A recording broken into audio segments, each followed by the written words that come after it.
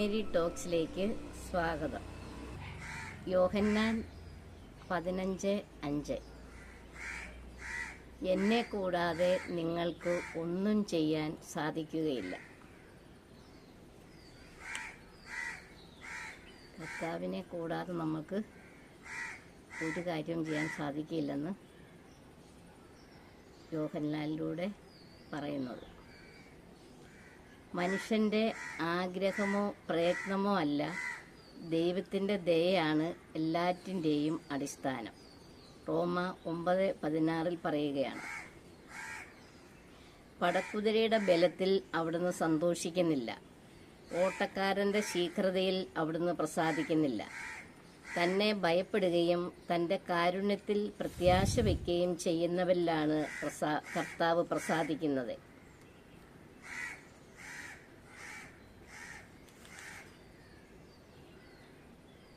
കർത്താവിൽ സ്നേഹമുള്ളവരെ,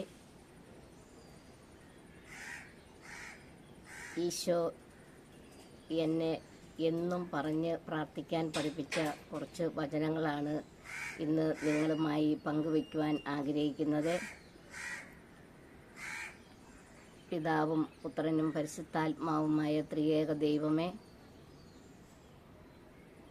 ഈ വീഡിയോയിലൂടെ എൻ്റെ വചനം ശ്രവിക്കുന്ന എല്ലാ മക്കളിലേക്കും അവിടുത്തെ പരിശുദ്ധാത്മാവിനെ അയക്കണമേ. അവിടുത്തെ വചനം ഇവർ കാണുകയും കേൾക്കുകയും ചെയ്യുമ്പോൾ അത്ഭുതങ്ങളും അടയാളങ്ങളും രോഗശാന്തിയും വീര്യപ്രവൃത്തികളും അവിടുന്ന് വർഷിച്ച് ഈ വചനത്തിൽ വിശ്വാസവും സ്ഥിരതയും എല്ലാ മക്കൾക്കും അനുഭവിക്കുവാൻ ഈശോയെ അവിടുന്ന് ഇടവരുത്തണമേ.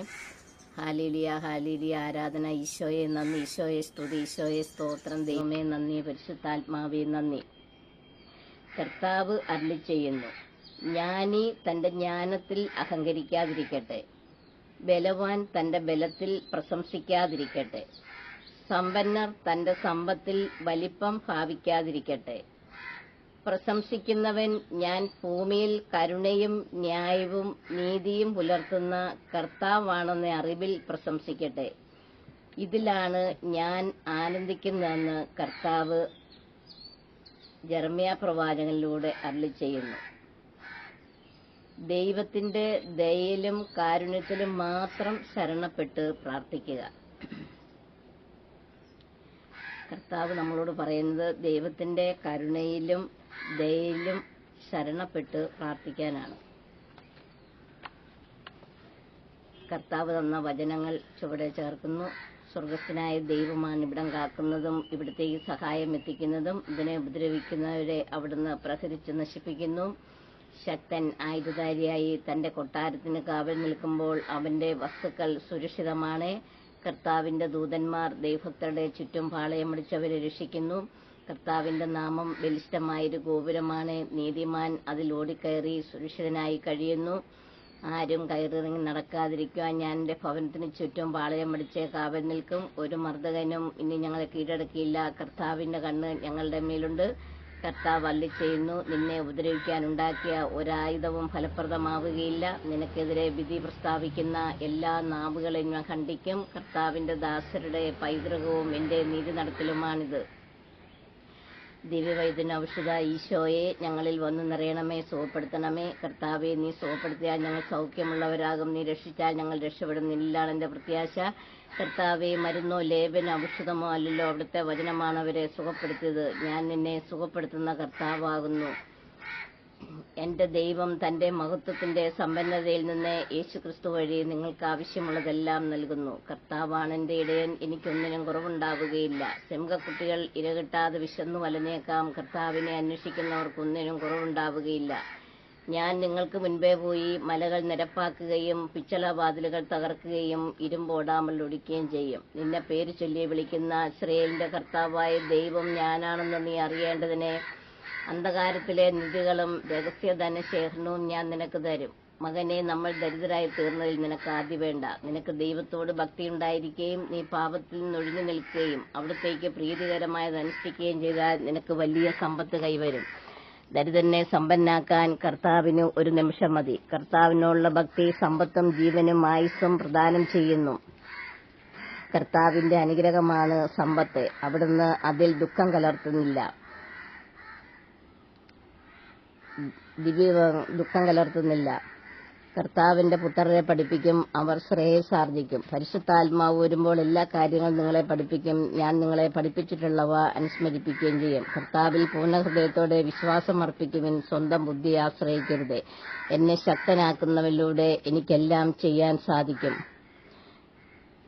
എന്റെ കർത്താവ് എനിക്ക് കൂടാരത്തിന് സ്ഥലം നിശ്ചയിച്ചു തന്നു. കർത്താവ് ഭവനം പണിയുന്നില്ലെങ്കിൽ പണിക്കാരുടെ അധ്വാനം വ്യർത്ഥമാണ്. കർത്താവ് നഗരം കാക്കുന്നില്ലെങ്കിൽ കാവൽക്കാർ ഉണർന്നിരിക്കുന്നതും വ്യർത്ഥം.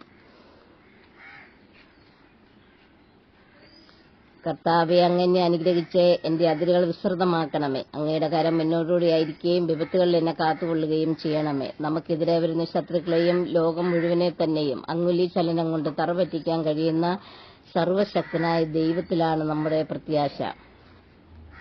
കർത്താവായ യേശുവിൽ വിശ്വസിക്കുക, നീയും നിന്റെ കുടുംബവും രക്ഷ പ്രാപിക്കും. ആകാശത്തിന് കീഴിൽ മനുഷ്യരക്ഷയ്ക്കായി മറ്റൊരു നാമവുമില്ല, യേശുനാമമല്ലാതെ. വിശ്വസിച്ചാൽ ദൈവമഹത്വം ദർശിക്കും. ഞാൻ സകല മർത്യരുടെയും ദൈവമായ കർത്താവാണ്. എനിക്ക് അസാധ്യമായിട്ട് എന്തെങ്കിലുമുണ്ടോ? നിങ്ങൾ ആദ്യം അവിടുത്തെ രാജ്യവും നീതി അന്വേഷിക്കുവിൻ, അതോടൊപ്പം മറ്റുള്ളവയെല്ലാം കൂട്ടിച്ചേർക്കപ്പെടും. നിങ്ങൾ തിരക്കും കൂട്ടേണ്ട, വേഗം ഓടുകയും വേണ്ട. കർത്താവ് നിങ്ങളുടെ മുമ്പിൽ നടക്കും. ഇസ്രായേലിന്റെ ദൈവമായിരിക്കും നിങ്ങളുടെ പിൻകാവൽക്കാരൻ. നിങ്ങൾക്ക് ജീവൻ നൽകുവാനും അത് സമൃദ്ധമായി നൽകുവാനുമാണ് ഞാൻ വന്നിരിക്കുന്നത്. നിങ്ങൾ എന്റെ ശരീരം ഭക്ഷിക്കുകയും എന്റെ രക്തം പാനം ചെയ്യുകയും എന്നിലും ഞാൻ അവനിലും വസിക്കും. അവന് നിത്യജീവനുണ്ടാകും. എന്റെ സമാധാനം ഞാൻ നിങ്ങൾക്ക് തരുന്നു, അത് ലോകം തരുന്നത് പോലെയല്ല. ഞാൻ നിങ്ങളെ അനാഥരായി വിടുകയില്ല. ലോകാവസാനം വരെ ഞാൻ നിങ്ങളോട് കൂടെ ഉണ്ടായിരിക്കും. എന്റെ വചനം അഗ്നി പോലെയും പാറയെ തകർക്കുന്ന കൂടം പോലെയുമല്ലേ. വിശ്വസിക്കുന്നവരോട് അടയാളങ്ങളുണ്ടായിരിക്കും. അവർ എന്റെ നാമത്തിൽ പിശാചുക്കളെ ബഹിഷ്കരിക്കും. അവർ സർപ്പങ്ങളെ കയ്യിലെടുക്കും. മാരകമായി എന്തു കുടിച്ചാലും അതവരെ ഉപദ്രവിക്കുകയില്ല. അവർ രോഗികളുടെ മേൽ കൈകൾ വെക്കും, അവർ സൗഖ്യം പ്രാപിക്കും. ഈശോയെ വചനങ്ങളുടെ അഭിഷേകത്താലെ ഞങ്ങളെ തകർക്കാനും നശിക്കാനും ബന്ധിക്കുന്ന എല്ലാ സാത്താനും ദുഷ്ടാരും അശുദ്ധാത്മാക്കളെയും പിടിച്ചിട്ടും ബന്ധിച്ച് യേശുവിന്റെ കുരിശിനുള്ളിലേക്ക് ആട്ടിപ്പായിക്കണമേ. ഹല്ലേലൂയ. ഈശോയെ നന്ദി. ഈശോ പറഞ്ഞ് പ്രാർത്ഥിക്കാൻ പഠിപ്പിച്ച കുറച്ച് വചനങ്ങളാണിത്. ഓരോ വചനത്തിനും ആദ്യത്തെ വചനം കർത്താവിന്റെ സംരക്ഷണം നമുക്ക് നമ്മുടെ ഭവനത്തിന് ചുറ്റും കിട്ടുന്നതിന് വേണ്ടിയിട്ടാണ്. അതുപോലെ പിന്നെ രോഗശാന്തിക്ക് വേണ്ടിയിട്ടുള്ളതാണ്. പിന്നെ കുഞ്ഞുങ്ങളുടെ പഠനത്തിന് വേണ്ടിയിട്ടുള്ളതാണ്. പിന്നെ സാമ്പത്തിക ബുദ്ധിമുട്ടും കടബാധ്യതയും ഉള്ളതിന് വേണ്ടിയിട്ടാണ്. പിന്നെ ജീവനും ആയുസ്സും കിട്ടുന്നതിന് വേണ്ടി, പിന്നെ നിത്യജീവനും കരസ്ഥമാക്കുന്നതിന് വേണ്ടി, കർത്താവിൽ ആഴമായി വിശ്വസിക്കുന്നതിന് വേണ്ടിയിട്ട്, പിന്നെ എന്റെ വചനം അഗ്നി പോലെയും പാറയെ തകർക്കുന്ന കൂടം പോലെയുള്ള വചനം എത്ര കഠിന ഹൃദയങ്ങളെയും കർത്താവിന്റെ ഈ വചനം കടന്നെന്ന് മാനസാന്തരപ്പെടുത്താൻ വേണ്ടിയിട്ട്, പിന്നെ വിശ്വസിക്കുന്നവരുടെ അടയാളങ്ങളുണ്ടായിരിക്കും. ആ വചനം സാത്താനെ ബഹിഷ്കരിക്കാൻ വേണ്ടിയിട്ടും, അതുപോലെ കർത്താവിൽ ആഴമായ വിശ്വാസമുള്ളപ്പോൾ നമ്മൾ നല്ലവണ്ണം അവർക്ക് വേണ്ടി കുരിശ് വെച്ച് പ്രാർത്ഥിച്ചു കഴിഞ്ഞാൽ എല്ലാ പൈശാചിക പീഡയും രോഗങ്ങളും കൈവശവും അതുപോലെ ഉള്ളിച്ചെന്നിരിക്കുന്ന എല്ലാ